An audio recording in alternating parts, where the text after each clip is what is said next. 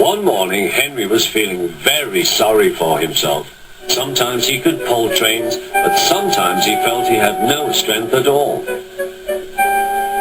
I suffer dreadfully, and no one cares. Rubbish, Henry, snorted James. You don't work hard enough.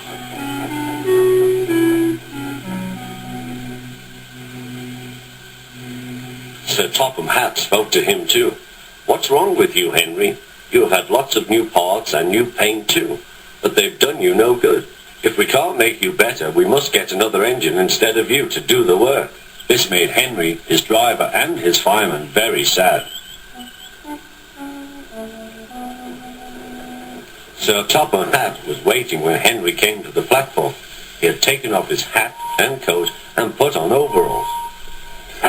Henry managed to start, but his fireman was not satisfied. Henry is a bad steamer, he said to Sir Topham Hatt. I build up his fire, but it doesn't give enough heat.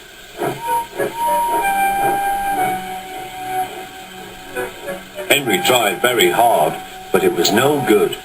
He didn't have enough steam and came to a stop outside Edward's station. Oh dear, thought Henry, I shall have to go away. Oh dear, oh dear. All he could do was to go slowly onto a siding, and Edward took charge of the train.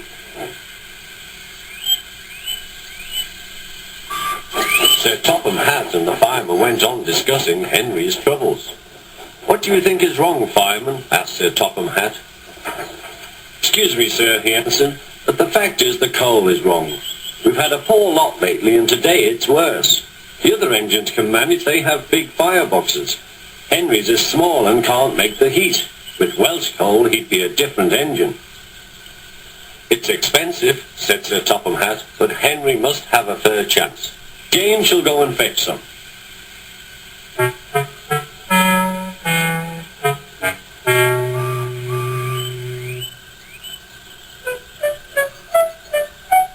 When the Welsh coal came, Henry's driver and fireman were excited.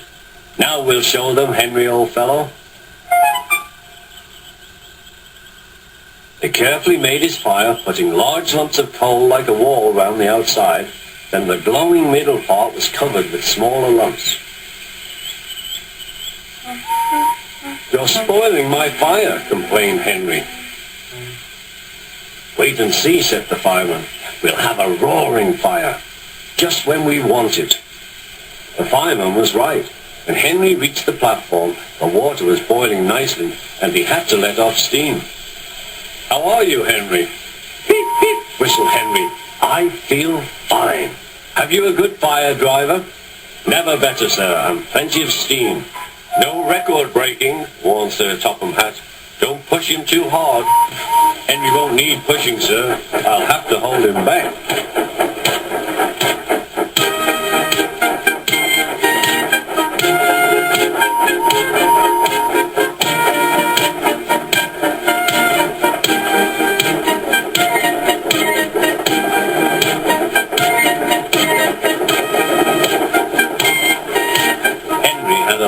Day.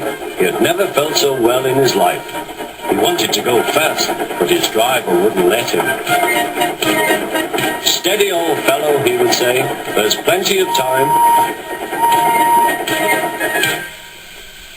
They arrived early at the station. Thomas popped in.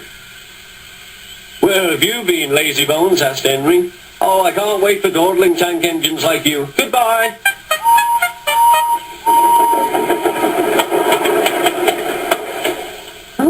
Said Thomas to Annie and Clarabel. Have you ever seen anything like it? Both Annie and Clarabel agreed that they never had.